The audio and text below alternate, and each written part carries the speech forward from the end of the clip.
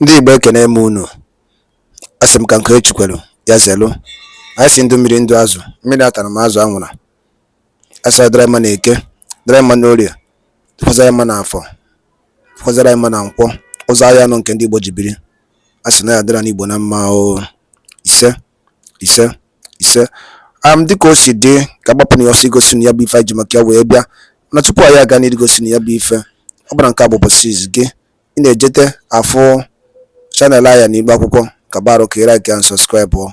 Tinyekwa kọmentị, share ekwe ya, tụsa ya bụ ozi ka ụmụnne anyị dị n'ebe dị iche iche wee nụ ya bụ ife na-eme n'obodo a. Dịka o si dị, ihe wetara unu tata bụ nnukwu update dị oke mkpa. Mma nchọ ka onye ọbụla misie ya. Mma nchọ ka ị ga ya bụ ife, ị ga-esi ya bụ ife wetara unu gbasa maka ya bụ ife na-eme n'obodo anyị nọ n'ime ya. And nwere onwe ndị Igbo na-azọ drọpụra ya on comment n'ihe a nwanne anyị nwoke kwuru n'iru akwụkwọ dị oke mkpa ka anyị mara ife iche n'ụdị nke gị. All right, over to you, sir. Thank you for having me. Thank you very much, Mr. Sowore. Mr. Sowore, first off, let's ask you an evaluation of the past 9 days, today the 10th day. What's your view on the direction the protest has gone so far? Well, it has been very, very successful, and I'm not saying it because we're involved. It is my own assessment, and we're starting to see that the people of Nigeria have woken up, and the sleeping parts of Nigeria also waking up. I watched this morning a clip by a group of Nigerians known as Patriots visiting Tinubu in Abuja, asking him to start the process of making a people-oriented constitution. That's our number one demand out of the 15. And they made an eloquent request about the need for it. I cannot speak to the processes they suggested because that's not something that we are interested in right now. But people are waking up, and they also made it very clear that they told Tinubu and his security agents not to kill people who are legitimately asking for their rights. And you have seen that there's been a lot of rush in terms of interventions. Suddenly, they're releasing money left, right, and center for grants. They are making all kinds of efforts to to make sure that Nigerians are calmed down. But it is for us a little bit, too little, too late. But this is 10th day as I'm speaking with you. Abuja is on the streets to for the grand finale, and I think Lagos will join soon. Port Harcourt will do so. But we must not forget to mention that a lot of high-handedness, extrajudicial killings, and a lot of shenanigans by security agencies would not be overlooked. This was completely terrible handling of Nigerians who are asking for their rights peacefully that we saw in Kano, we saw in Kaduna, even in Lagos, where thugs were driven to various centers where protests were happening to beat up peaceful protesters and even journalists, including your journalists. I'm surprised that you didn't ask the Lagos guy why they decided to send thugs to beat you guys up. But that's a conversation for another day. Oh, yes, indeed. Speaking of the demands and the protests, today is the last day. Demands have been made, and the government, the president has come out to address it. And he also talked about somewhat of a negotiation or some sort of talks on the sidelines. But if I'm correct, about some days ago, you posted a non-negotiable list of demands that are core demands of the protesters. And those non-negotiable demands, I must have to ask, this is day 10, right? If it's non-negotiable, do you think that it has been achieved then? No, this is day 10 of a series of revolts that will hit Nigeria if these demands are not met within a period of time. And let me let you in today, being the first,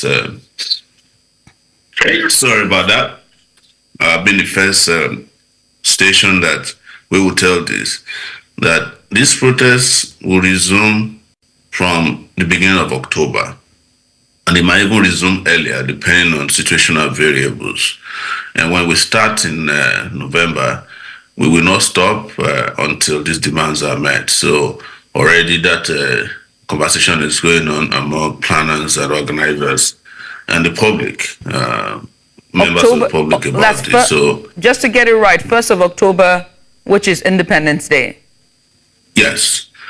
Well, they're on Independence Day. We want to fight for real independence starting from that day. Now, I must ask, given all of the situation that have occurred during the hashtag End Bad Governance protests, from the dispersing of protesters with live bullets, ammunition, to the curfews that was imposed, as well as the events that we saw in Kaduna and Kano, do you think that still going back on the streets to demonstrate is the answer to call for these demands? Yes, because that's the only language they understand. They don't understand any language that is just mere sending letters to them. But this is not about sending love letters to people in government. People have been cheated. People have been abused. They have been deprived of their fundamental rights, social, economic, and political rights, and they're asking for redress. And so there's no going back in terms of there shouldn't have been a break, but it was the decision of those who are planners and organizers of this that we do our first 10 days as a rehearsal, and the main thing would hit after that. Mr. Sowore, certain agencies, governmental agencies, immigrations, finance and all, have talked about a certain scrutinies regarding people who they consider sponsors of the protest. First question is, are you a sponsor of the protest here in Nigeria? One, and if you are, have you noticed any indication that you are on some sort of watch list, whether by the immigrations or by the financial institutions here in Nigeria? And also your roundabout view regarding that watch list.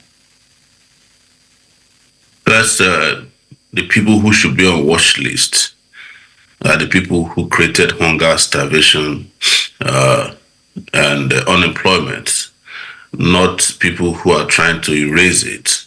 But we are Nigerians and we understand how they think. The second aspect of it is that I have been on the watch list of Nigerian government since 1992, when I was part of the student leaders in Nigeria that fought against Ibrahim Babangida, then general and head of state, during Babangida Moscow. So I don't know why they are wasting their time mentioning watch list again. The third aspect of it, yes, we have our organization, the Take It Back Movement's account at UBA was frozen, and it still remains frozen as we speak. And when they reached out to us, they claimed that they can't find the documents we used in opening the account, which is ridiculous because there's no way you can open an account without documentation. But we know the game, and but it's also important on the fourth note and last that the individuals who are in these agencies who are making this ridiculous, utterly ridiculous and illegal statement should understand that there is no law in Nigeria or internationally that allows any citizen to be placed on watch list when they have not committed any crime known to your own Nigerian laws. So it is completely illegal, irresponsible, and reckless on the part of the immigration person to say that they are watching some people from diaspora, and as a result, if they come into the country, they will hand them over. For me, I don't even care. Anytime you want to hand me over when I come back, I'm ready. And my bag is always packed. And I'm sure many people who got involved in this knew that there's going to be, they are in it for a long haul, and I'm not worried about this. Sir, just to be absolutely clear, to be absolutely clear, did you just say that the Take It Back movement is responsible for or has been sponsoring the protest, just so that we're clear? They are championing the protest. Championing. It's different from sponsoring. Different from sponsoring. Could you tell us the difference between the two? The protest is sponsored, or the revolt is sponsored by hunger.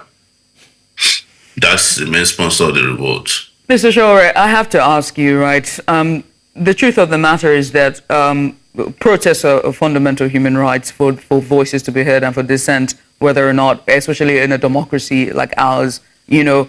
But we have seen in situations, or rather we've seen in past cases, for example, the Arab uprising, where we saw, a spring uprising, where we saw different protests that set the stage for geopolitics, and it to be when intervention did come in, and then we saw other countries now take full ground, and then these countries are finding it a bit of a slow starts to somewhat of a normalcy with their governance. And I have to ask you, if you are asking for this protest, are you ready, given all that we've seen with Kaduna and Kano, with the waving of foreign flags?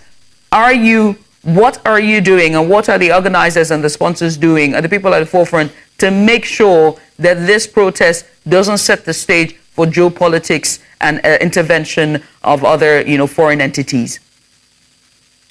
There's no foreign entity here, and you must understand the context in which people are waving flags. All right, they are waving flags that they said was from Russia, and some of them have explained clearly and qualitatively that they don't feel like Nigeria supports their aspirations. So they are using that to spite the bad governance that has become Nigeria's situation. We also suspected, and we have made it clear, that this might be the handiwork of fifth columnists, because we've seen the military trying to make some moves. They're going to barricades, acting nice, and we condemned immediately that we don't support military rule. So no military should come and hide under this protest and take over power. And you realize that since we made that statement, the military guys and the flag wavers have also kind of tucked themselves back in. But there's no crime in waving any kind of flag. No crime in waving Russian flag, Palestinian flag in Nigeria. There's no law that says you can't put up a flag of another country during protests. That's why they call it protests. It's sometimes you use it to object to your own social, political, objective conditions, and say that's why they call it protest. And on the day of protest, people do things that they don't do on normal days.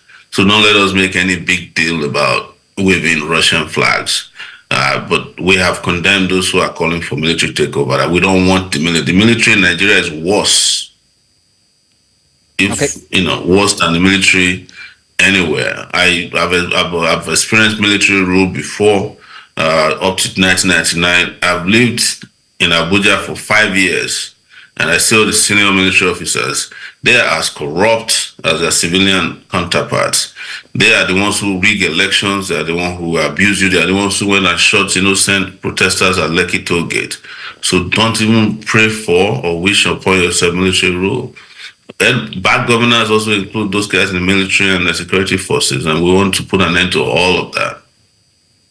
So you have condemned those calling for military rule, however, not the waving of the Russian flag. However, there are laws that say that this is treasonous. However, my focus now would be the loss of lives. Before you proceed, tell me which law says it's treasonous. Because I may not be a lawyer, but I frequent law courts a lot in Nigeria. Yes, sir, can you tell me which section? By the sovereignty of any country, it is treasonous, actually. And also note that they burned the Nigerian flag. You can't make a pronouncement on TV, on national TV, or people watch internationally. Mr. What is treasonous about waving the flag of another country during protests? Tell me. Because, I've faced treason charges before, so I know a bit about treason or treasonable felony. We will make that the focus, sir. But I have one question regarding the loss of lives that have happened during the protest. We've had 21 people who have lost their lives. There was a procession yesterday inside of Lagos from Ojota all the way to Alausa, although they didn't get there. However, you've also talked about the fact that there would be a series of these actions, these protests that will continue. You've mentioned October 1st as one of those dates. What would you say to the loss of lives, and what reorganization would you make as a proponent of the protest so that there is not a reoccurrence of loss of lives? The protesters and the organizers are not the ones killing protesters. It is the government. We've recorded so far almost 40 people killed by the police. Some of them at execution style. The army killed somebody in Zaria. and we've seen even police kill themselves. There's an immigration officer in Maiduguri who barricaded himself in an attempt to prevent protests and shot himself 3 times and died. So this is part of the problem we have. We have a lot of unprofessional persons that are handling little weapons. But that is why you saw that the protesters in Lagos yesterday also called for the removal of the IG, whose tenure expires, by the way, on September 4. I am also in support of that call that he should be removed. I'm in support of the call that the Commissioner of Police in Abuja be removed, and also that the Minister of FCT, Wike Naison, be removed as well. These are some of the 3 people that have escalated the protest more. And the army was trying to inject itself, as we were discussing earlier. You saw the Chief of Army Staff asking media not to cover the protest, and then later on threatening that they'll get involved. We have responded appropriately that the military has no business getting involved. And I believe that so far they have conducted themselves in ways that respect this view. We don't know what they will do next, but we know what we will do next, which is to reorganize ourselves and hit the streets bigger and harder. For the next batch of protests starting from August 1st, October 1st, I beg your pardon, would it be another 10-day protest, or would it be just a continual thing until the demands are met in its entirety? I think we're going to go back and discuss with organizers and after today. But let's give kudos to all the organizers, very brave men and women across the country who have carried on for these 10 solid days without wavering. And we asking the authorities to release anybody that might have been arrested, whether in Kano, we have about 1,000 of them, in Yobe, and to leave the curfew they illegally imposed in Plateau. So we are going to reorganize and meet again and decide how we want to do it. But I think the general sentiment is that it should be a rolling protest, especially between October 1 till October 20th, which should be the annual anniversary of the Lekki Toll Gate killings. So, but this decision is not for me alone to make. I'm just expressing to you sentiments of some of the planners that we've been talking at the back end. Mr. Sowore, I have to ask, will you be available? Would you be on ground to join the protesters at the forefront? You know, when we had this conversation the first time, I told you that first the protest will happen, which most of you did not believe. Second, I told you I will participate fully, which some of you thought was my own way of saying or being semantic. It wasn't. I have participated fully in this protest in ways that most of you couldn't have imagined. The world has moved past where you live or where you stay to do protest. Or what is important, and which we have proven, is that everybody that committed to making this protest a success did their best from wherever they are. So if ndị be anyị ekenekwanụ m unu dịka unu si wepụta oge unu igekwa ya bụ ife nnukwu ozi dị oke mkpa eji maka ya wee bịa n'iru akwụkwọ na Igbo Media bụ ebe anyị si wee na-wetara unu ya bụ nnukwu ozi dị oke mkpa gbasịta maka ihe na-eme n'obodo anyị nọ n'ime ya, ana gbasịta maka nwere onwe ndị Igbo na-azọ, ana gbasịta maka Maazị Nnamdi Kanu Ladies. Dịka ị nụrụ ihe nwanne anyị wegekwu n'iru akwụkwọ ka efi were ikwu n'udo nke gị asị gị kwuo ka efi were ikwu maka na otu aka o jedebe njọ ọ ya adịkwanụ mma. Ọgwụ na ọtụ ụmụnne m, achọrọ m ka unu tinyere anyị alụ nke unu ife unu chere n'iru akwụkwọ ikwucha ya bụ ife kapa arụsị ya kwurụta ụmụnne anyị ndị ọzọ ntị darụrụ nne na ụmụnne m kpọmọ na-ege ntị. Anyị na-ekene ndị nnekunu si na-esoyere anyị esiri ngwa nke mesịa n'ụmụ Igbo.